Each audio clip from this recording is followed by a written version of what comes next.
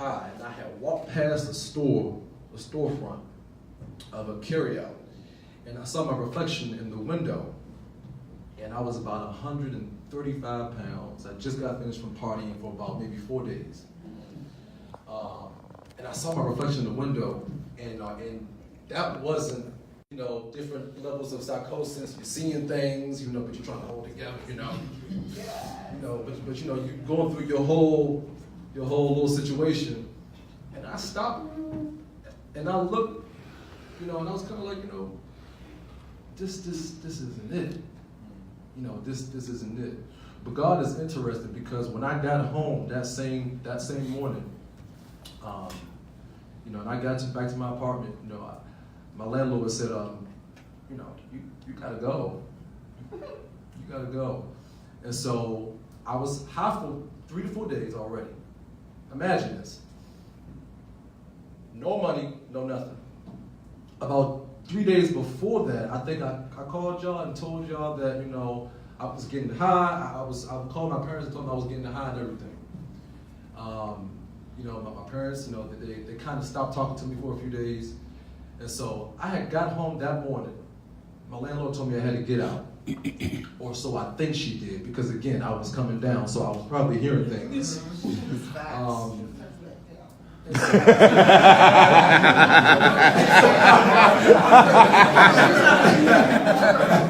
And so eventually, I made the call. I said, hey, I need y'all to come pick me up. And the most painful thing was hearing my father say, oh, I don't know if we can do that.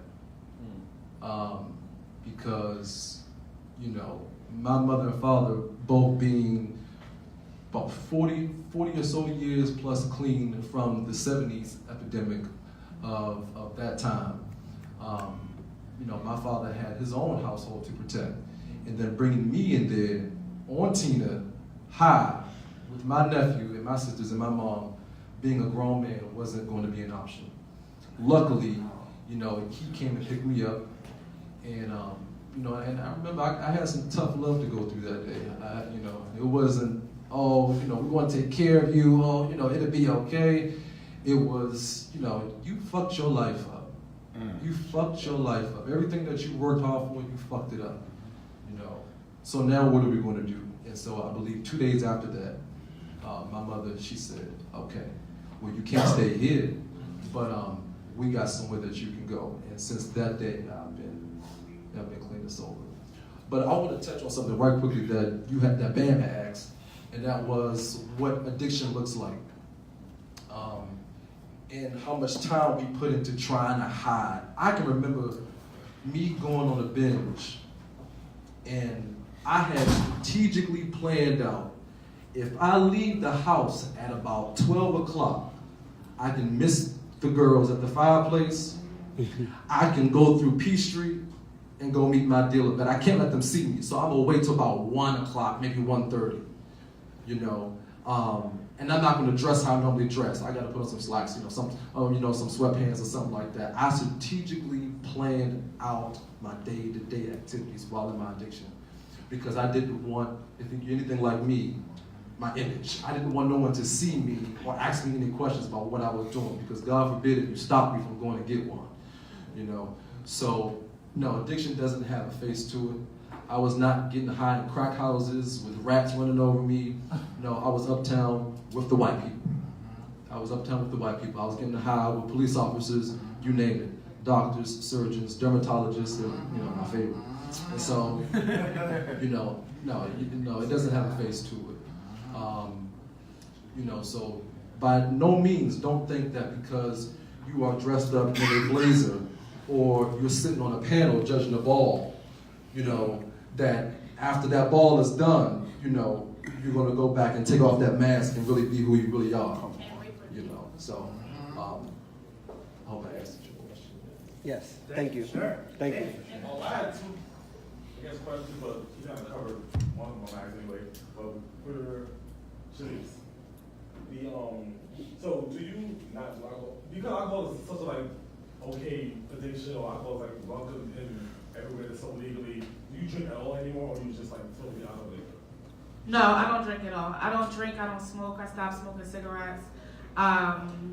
I changed my diet. Well, I'm in the process of changing my diet. But yeah, like I don't drink. Well, I only ask you alcohol, so like it's everywhere. You know, you can go to a club, bar, anywhere you go, happy hour at work, they have liquor. So it's to the point where if I go to a restaurant and I order, let's say I order like a virgin daiquiri, I will have my girlfriend taste my drink first to make sure that this person heard me correctly and didn't put any alcohol in it.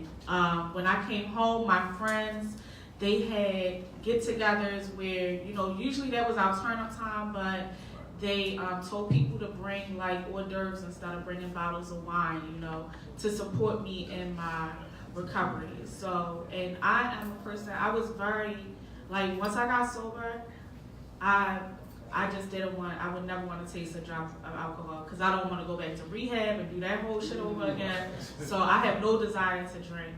But I do drink like mocktails. I drink sparkling water. I mean, it's very easy to not drink. We just like to do it. But it's very easy to not drink. Yeah. No, go ahead. And piggyback on what you said about like how like your friends came over with hors d'oeuvres and everything like that. I'm very big on like telling people like we really should start having like sober fun because there are people that you know are in our community that are trying to be sober and it's hard. Like every event, everything you know that you come to, even like for like you know. The events, I'm not shading you guys, but you know, the you events, you know, it's alcohol there.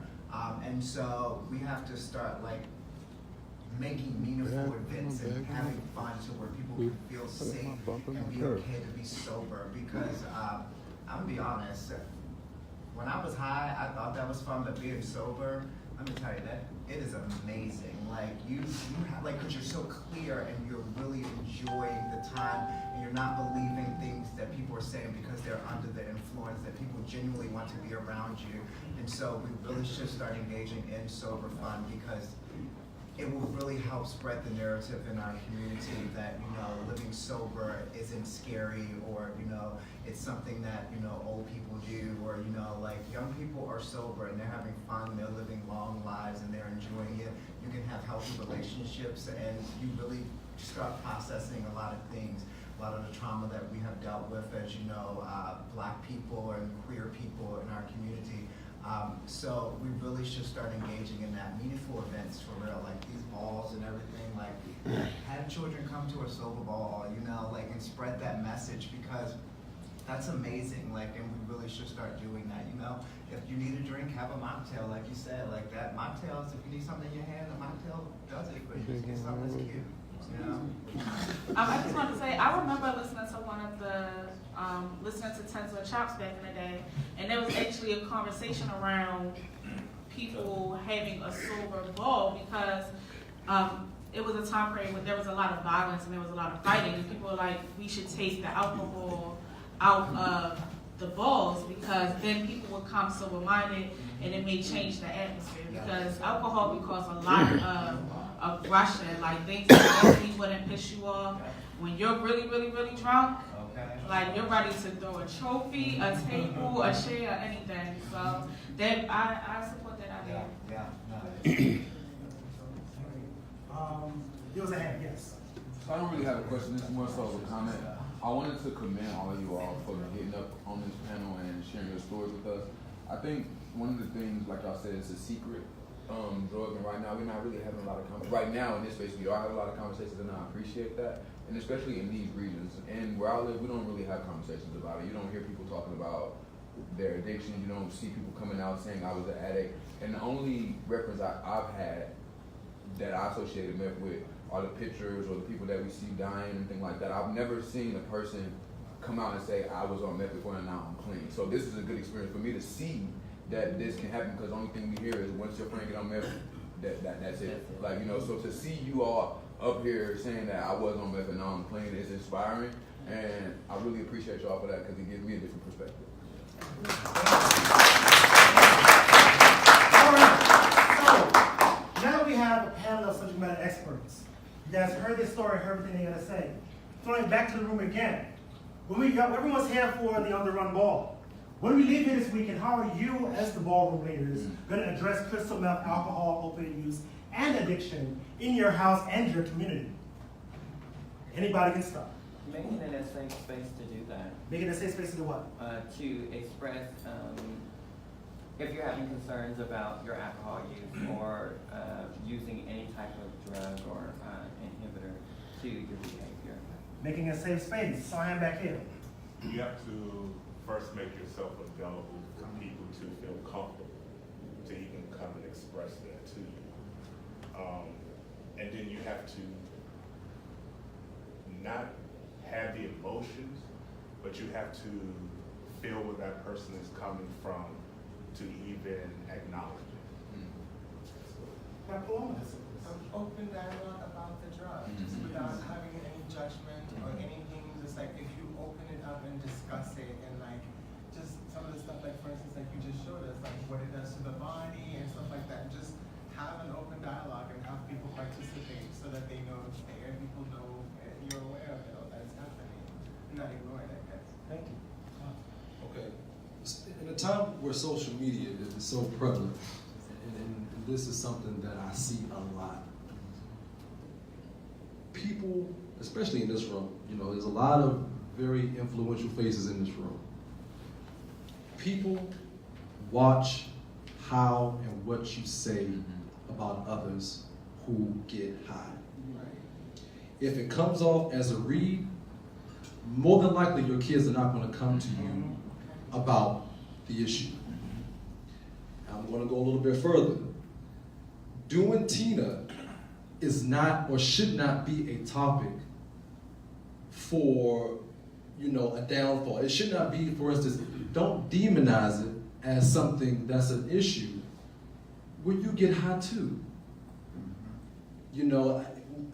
It's this thing that we do where, it's like, well, and I've done it before also, before I started doing crystal meth, where, if me and you are going out, you know what I mean, and we do Molly, that's the thing that we do. We go to the bar, we have a few drinks, and then we pop a few, But then we know those girls back there, we know what they doing, you know what I mean? So we'll read them until it's your turn.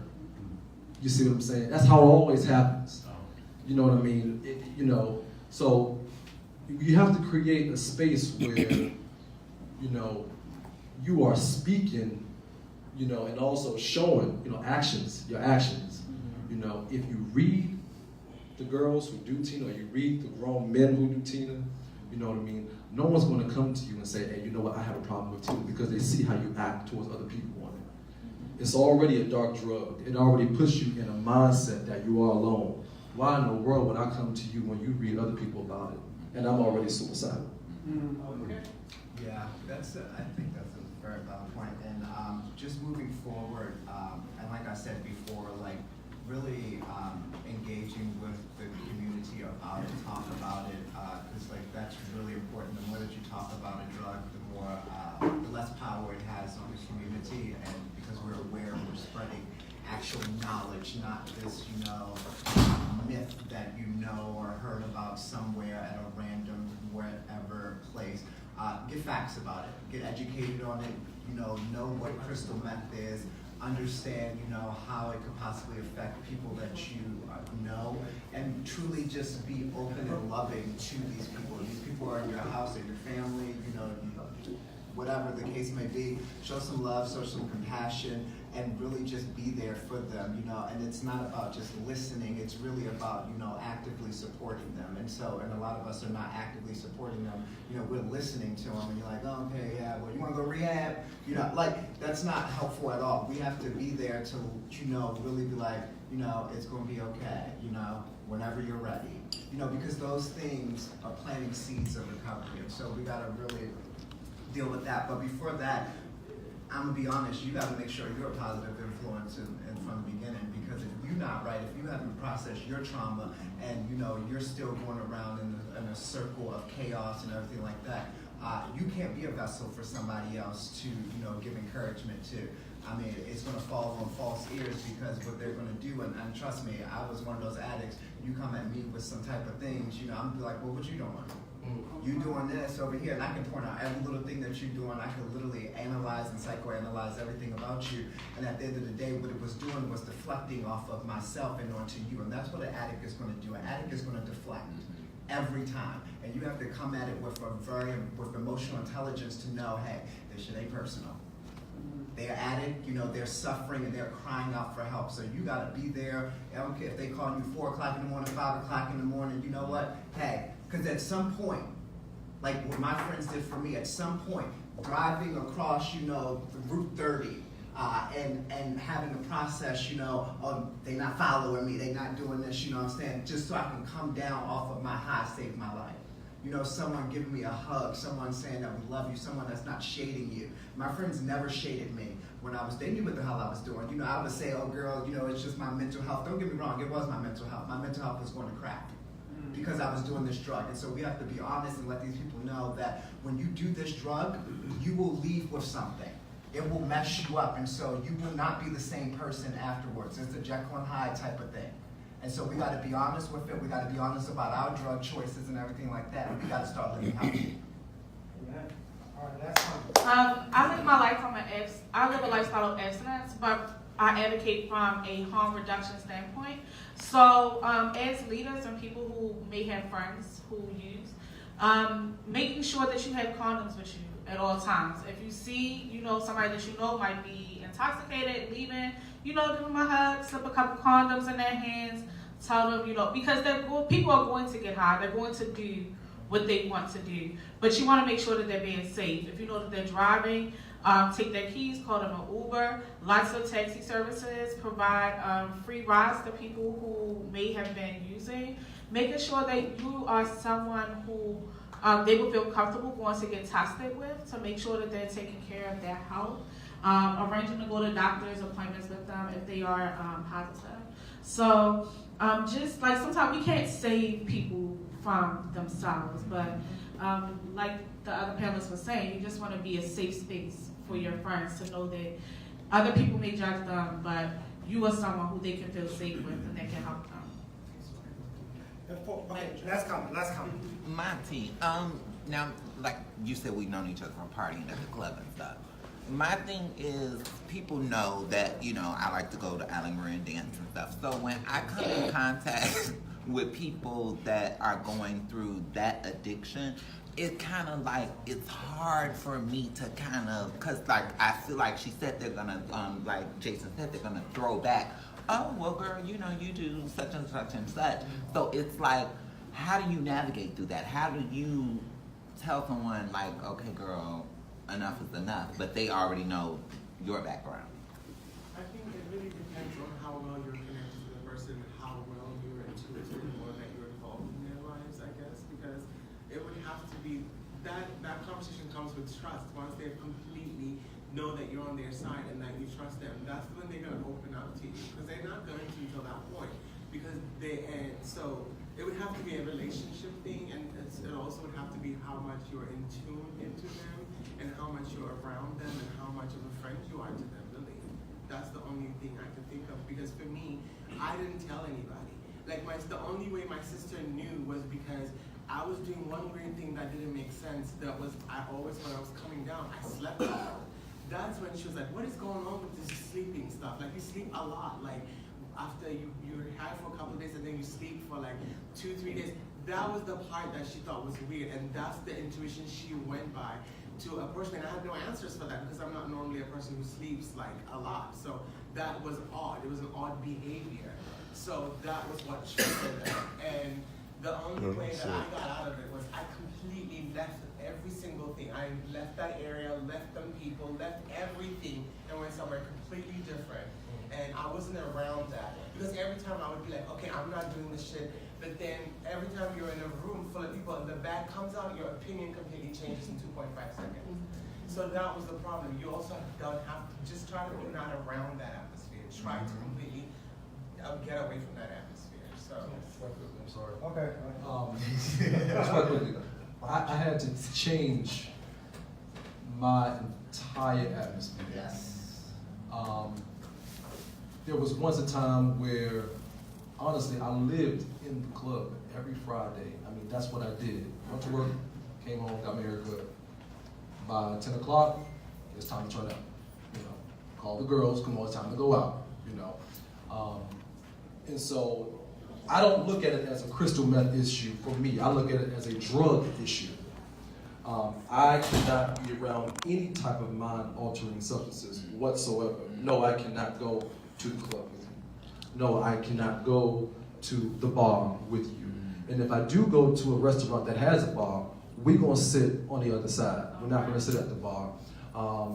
You know, I have to be careful when I go to the hospital. You know, are they gonna give me a painkiller that may make me feel some type of way and then trigger me to go out and get really what it's making me feel like, you know what I mean? Even right now, I'm in treatment, I cannot take Motrin 8. Why? Because it puts you in a state of uneasiness. It makes you lackadaisical. You know what I mean? It gives you a little feel. So I cannot do that. I cannot drink mouthwash. I cannot use mouthwash with alcohol in it. Yeah, that's how serious it is.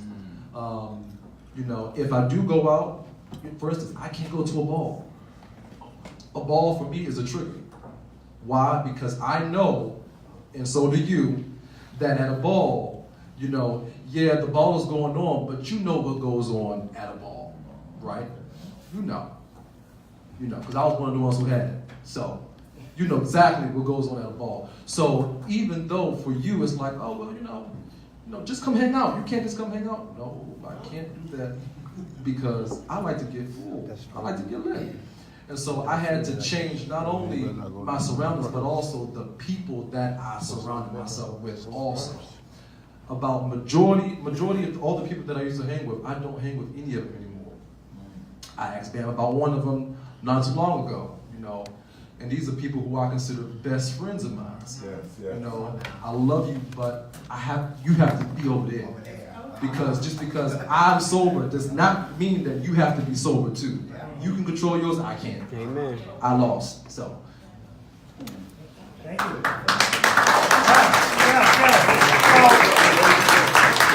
Everybody in this room, you know, for sitting in here and having these conversations, opening your ears, minds, hearts, you know, to this conversation. And thank you to our panelists for being here. Don't forget the House of Garçon Ball is next month. Shameless plug. I wouldn't be me if I didn't.